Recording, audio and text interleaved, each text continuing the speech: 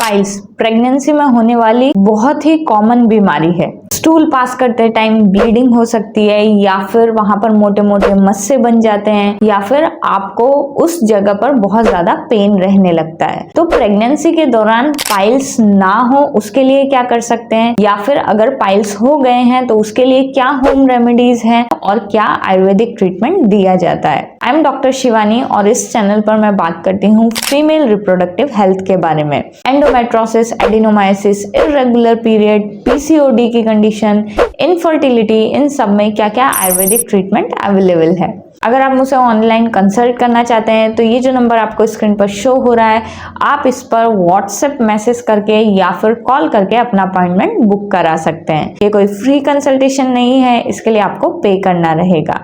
अगर आप मुझसे डायरेक्ट मिलना चाहते हैं तो हॉस्पिटल आकर विजिट कर सकते हैं। हॉस्पिटल का एड्रेस भी आपको स्क्रीन पर शो हो रहा होगा। और अगर अभी तक आपने चैनल को सब्सक्राइब नहीं किया है तो सब्सक्राइब जरूर करें, उसके साथ साथ में बेल आइकन जरूर प्रेस करें ताकि आप मेरी कोई भी वीडियो मिस ना कर सकें। So let's start this video. Pregnancy के दौरान जो सबसे कॉमन प्रॉब्लम है वो है पाइल्स का होना। अब पाइल्स प्रेगनेंसी में इतना ज्यादा कॉमन क्यों है, क्या इसके पीछे कारण है कि प्रेगनेंसी में पाइल्स होने के ज्यादा चांसेस रहते हैं। तो सबसे पहला, प्रेगनेंसी के दौरान क्या होता है, जो आपका ब्लड है उसका वॉल्यूम बढ़ जाता है।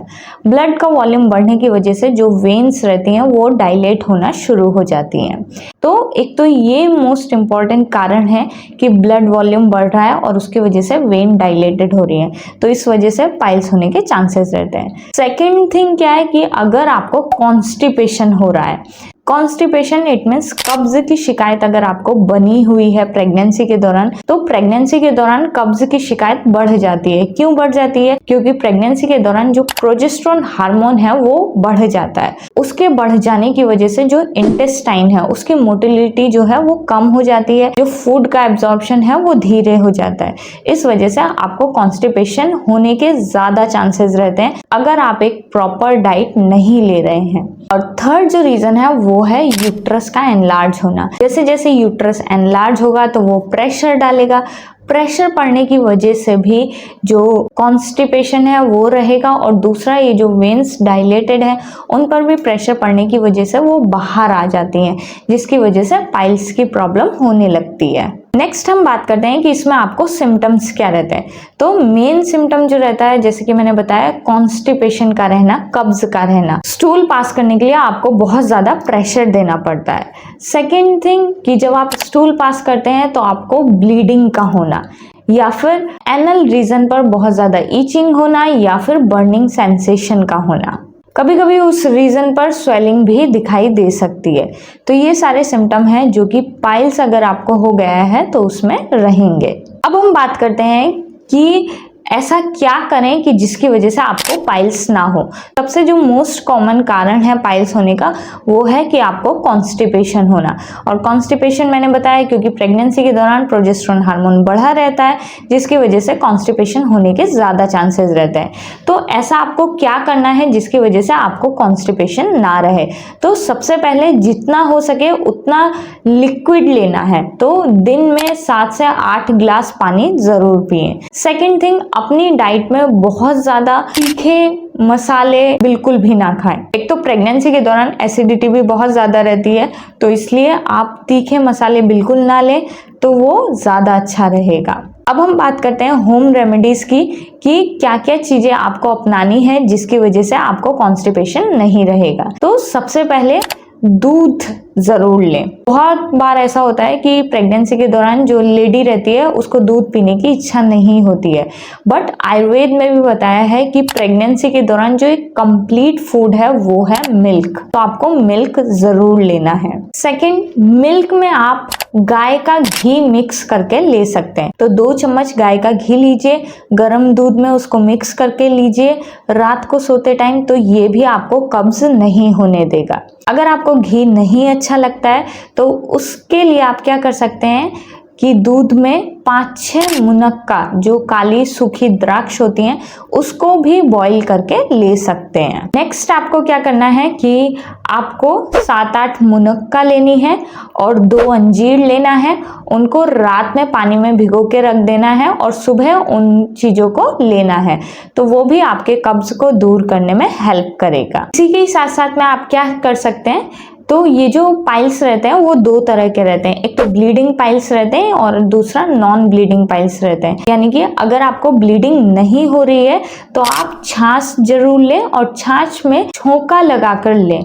अगर आपको ब्लीडिंग पाइल्स की दिक्कत है, खून आ रहा है, तो उसमें छाछ में छोंका ना लगा के मिश्री मिक्स करके लें।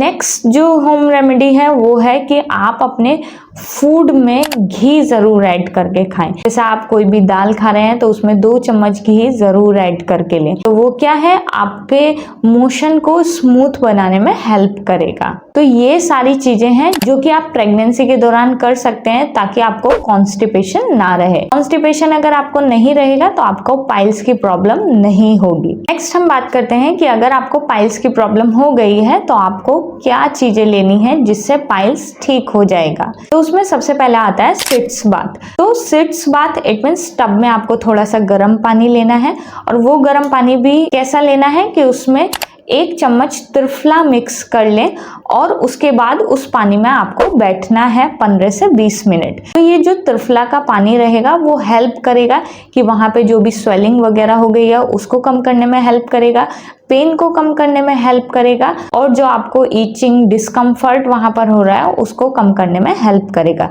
तो ये आपको सिट्स बाथ लेने हैं। सेकेंड आपको क्या करना है कि यष्टि मधु चूर्ण आता है, मुलेठी का पाउडर। मुलेठी का पाउडर आपको 1-1 चम्मच लेना है गर्म पानी के साथ में। अगर आपको मुलेठी का पाउडर नहीं मिलता है तो उसकी जगह आप एरंड का तेल ले सकते हैं 1 चम्मच रात को सोते टाइम। तो उसकी वजह से क्या होगा कि जो आपका कॉन्स्टिपेशन है वो रिलीफ होगा। अब हम बात करते हैं कि आप एक्सटर्नली क्या अप्लाई कर सकते हैं। वैसे तो बहुत सारे क्रीम्स अवेलेबल है मार्केट में, बट आयुर्वेद में क्या क्या बताया गया है, कौन कौन से ऑयल या फिर घृत हैं जो कि आपके पाइल्स की कंडीशन को ठीक करने में मदद करते हैं। तो अगर आपको नॉन ब्लीडिंग पाइल्स है, यानी कि जो पाइल है वो एकदम ड्राई जैसा है वहां का एरिया, तो आपको यूज करना है या तो महानारायण तेल या फिर धन्वंतरम तेल। इन तेल में आपको रुई जो है वो डिप करनी है। डिप करके जो आपका एनल वाला रीजन है वहां पे रख लेना है। तो रात को सोते टाइम थोड़ा सा गरम तेल लेना है, उसमें डिप करके नीचे के एरिया में वो रख लेना है ताकि वो वहां का जो एरिया इन्फ्लेम्ड हुआ है, जो पाइल्स की कंडीशन हुई है, उसको ठीक करने में मदद करेगा। अगर आपको ब्लीडिंग पाइल्स है, ब्लीडिंग की शिकायत है, तो उसके लिए आपको ऑयल की जगह घृत यूज करना है। जैसे कि आप यष्टि मधु घृत यूज कर सकते हैं या फिर शद्दौत घृत भी वहां पर अप्लाई किया जा सकता है। तो यष्टि मधु घृत को भी थोड़ा सा लिक्वॉर्म करके जब वो लिक्विड जैसा हो जाए उसमें जो रुई है उसको डिप करना है और फिर आपको एनल रीजन पर रख लेना है। तो वो भी हेल्प करेगा आपके पाइल्स को कम करने के लिए। उसके साथ साथ में आयुर्वेद में एक प्रोसीजर किया जाता है जिसको बोलते हैं मात्रा बस्ती। मात्रा बस्ती क्या है कि आपको with the help of catheter, जो भी आयुर्वेदिक मेडिसिन है जैसे कि ऑयल या फिर घी है, वो एनल रीजन में डाला जाता है। क्योंकि कभी कभी क्या होता है, एक्सटर्नल पाइल्स का आपको पता चल रहा है बट इंटरनल पाइल आप नहीं देख सकते हैं, तो इंटरनल पाइल की वजह से भी आपको ब्लीडिंग हो सकती है। उन केसेस में अगर आप मात्रा बस्ती लेंगे तो वो आपके लिए काफी हेल्पफुल रहेगा। तो this is all about piles during pregnancy. अगर आप इन सारी चीजों को अपनाते हैं तो आपको पाइल्स नहीं होंगे, या फिर अगर पाइल्स शुरुआत हो गई है तो वो जल्दी ही ठीक हो जाएंगे। आई होप आपको ये वीडियो यूजफुल लगा होगा। प्रेग्नेंट लेडीज के साथ में जरूर शेयर करें जिनको भी इस तरह की प्रॉब्लम है। मिलते हैं नेक्स्ट वीडियो में, तब तक के लिए बाय बाय, टेक केयर, अपनी हेल्थ का ध्यान रखें और अपने आसपास वालों की।